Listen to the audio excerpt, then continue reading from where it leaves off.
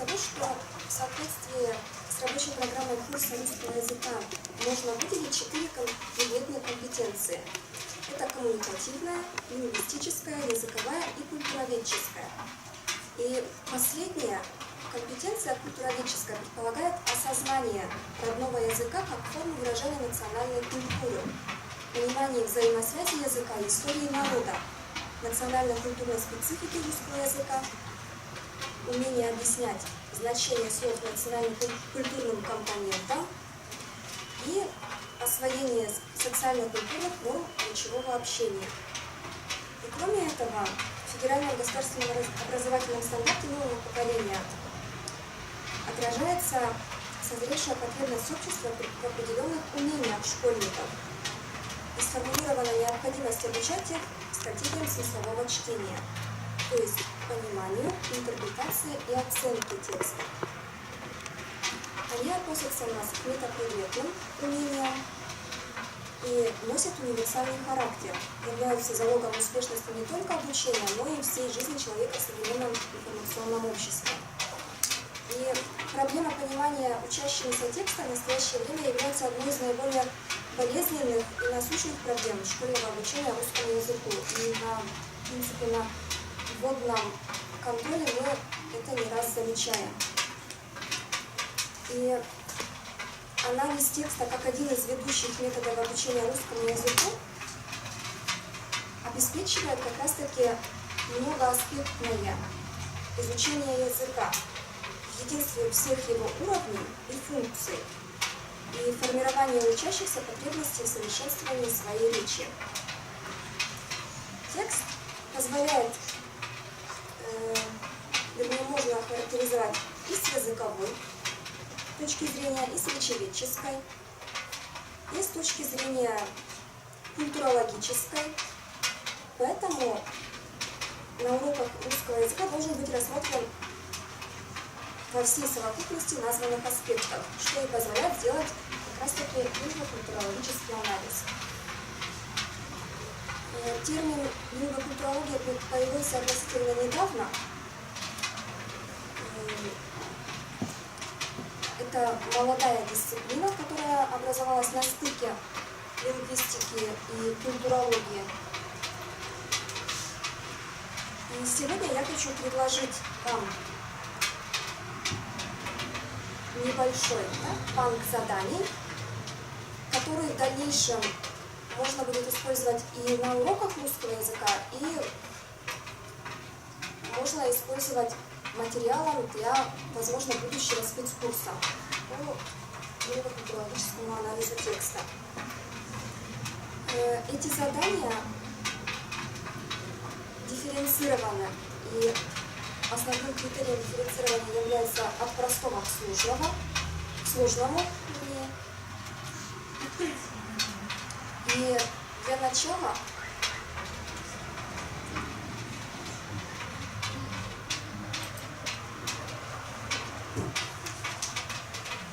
в первую очередь я считаю, что нужно начать с лингвокультурологического анализа именно отдельного слова и рассматривать не самые большие единицы языка, например, фразеологизмы или пословицы, поговорки и малые жанры фольклора. Это можно изучать в том же самом 8 классе, и это будет вводным моментом в изучении уже и анализе текста с точки зрения лингвокультурологии. Жюри я предоставила задания, что касается и первого этапа, и второго. Я хочу сегодня вам продемонстрировать один из возможностей. Это лингвокультурологический анализ поэтического текста. Как обучающий метод лингвокультурологический анализ текста использует приемы, которые определяют этапы. И первый этап – это прогнозирующий, когда происходит предугадывание содержания текста при первичном восприятии заголовка. Пример я взяла стихотворение Сергея Александровича Есенина «Гой ты, Русь моя родная».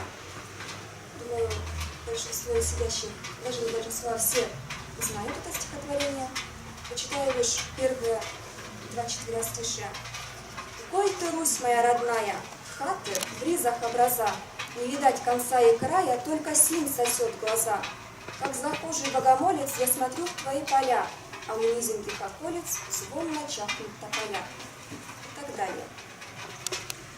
При первичном прогнозирующем этапе можно задавать наводящие вопросы, которые,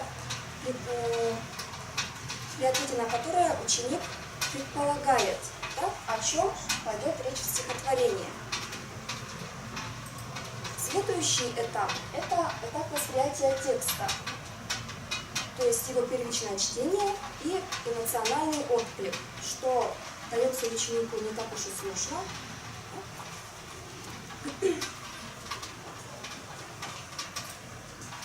Далее идет уже самый сложный этап. Он называется аналитико-синтетический и подразумевает под собой несколько этапов. Композиционный и содержательный анализ, который предполагает деление произведения на смысловые блоки, отражение и обозначение приемов, которыми пользуется автор при строении этого текста.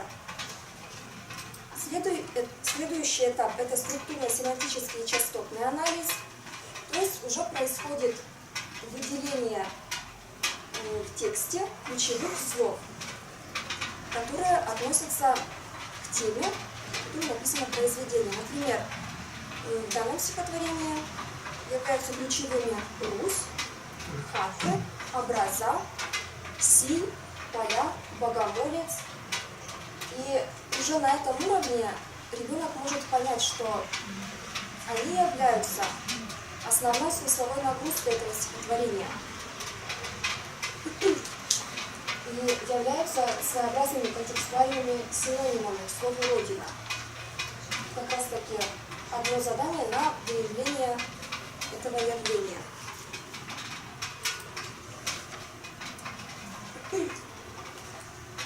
Следующий этап, я его назвала этап, он называется лингвостилистический содержательный анализ.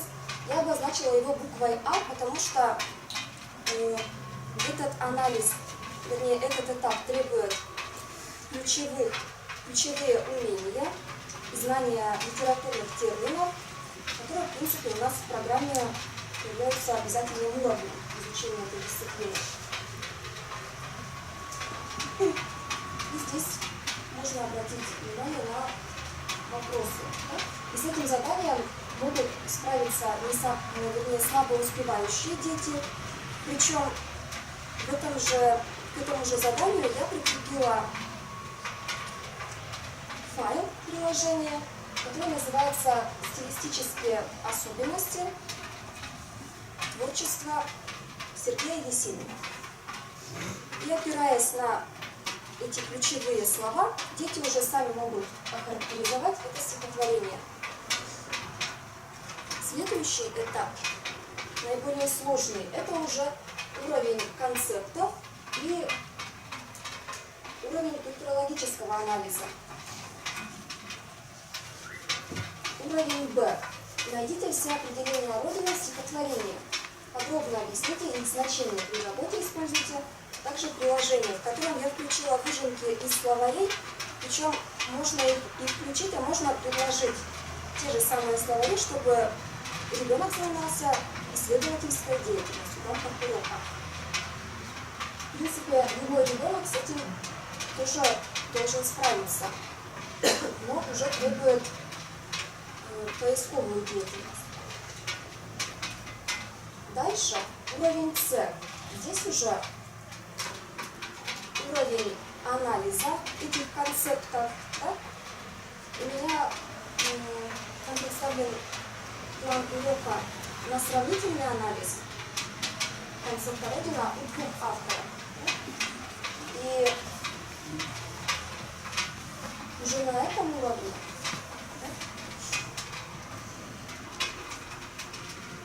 ребенок должен расшифровать те же самые образа и как они связаны с русской культурой и какую роль играют в русской культуре. Что означает то же самое слово «поле»? Оно означает бескрайние просторы территории нашей страны. Они исследуют значение символики деревьев, в нашем случае это тополь, и делают определенные выводы. Причем свои выводы они должны оформлять в табличку, которая потом позволит соотнести эти два стихотворения и сделать уже обобщающий вывод. При этом я в работу с этим стихотворением включила работу с семантическими полями. То есть ребенок должен заполнять в ходе прочтения стихотворения семантическое поле слова «Родина» именно для Сергея Александровича Есенина, как оно выглядит. Красным цветом обозначено ядро, то есть само понятие «Родина» туда у нас войдет. Зеленая зона – это все слова-предметы, которые включают и объясняют Родину для Сергея Есенина. Дальше уровень признаков, то есть какие эти предметы, и дальше уже слова действия. Таким образом, они смогут выделить ключевые моменты и культуру, русской культуры, так как Сергей Александрович Есенин является представителем русской культуры. А потом уже на этапе рефлексии и оценки ребенок должен нарисовать свое семантическое поле к слову «Родина», что вызывает и чувственный отзыв, и понимание термина семантическое поле, концепты и отзыв на эти понятия. И последним этапом лингвокультурологического анализа является этап продуктивной деятельности, когда уже ребенок, используя материалы проведенного анализа текста и своих записей, должен написать сочинение или на тему литературную, в нашем случае образ Родины в виде русских поэтов, или же на лингвокультурологическую тему.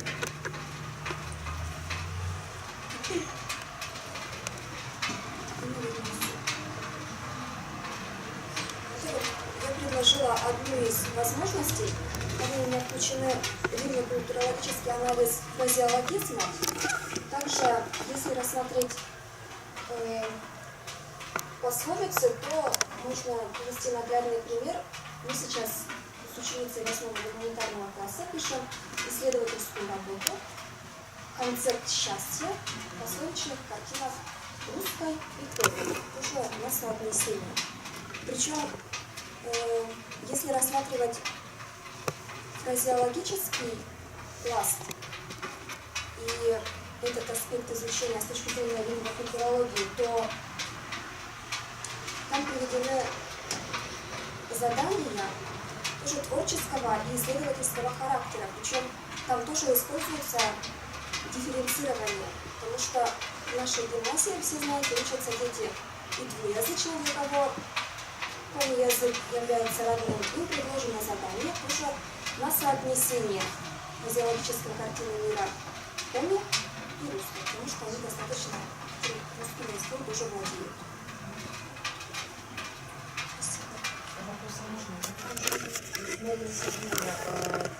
Будьте добры, пожалуйста, как поясните мне, как не специалисту, чем лингвистическая компетенция отличается от языковой? Языковая компетенция предполагает знание уровней языка, да? И выделение языковых единиц, в том же самом, например, тексте. Да? А лингвистическая функция уже использования, да, и функционирования этих единиц. Можно еще второй вопрос? Скажите, пожалуйста, каковы выходы из семантического поля, помимо предусмотренного в плане контрольного сочинения? Каковы выходы из семантического поля? Ваш ребенок самостоятельно смоделировал, да, семантическое поле, да, например, концепт рода. Каковы выходы? Думаю, что эти выходы могут перерасти также и в исследовательскую деятельность, также и в проектную, и создание, например, изучение творчества других авторов, и сравнение уже, например, с творчеством тех же самых иноязычных писателей. Самостоятельно. Да.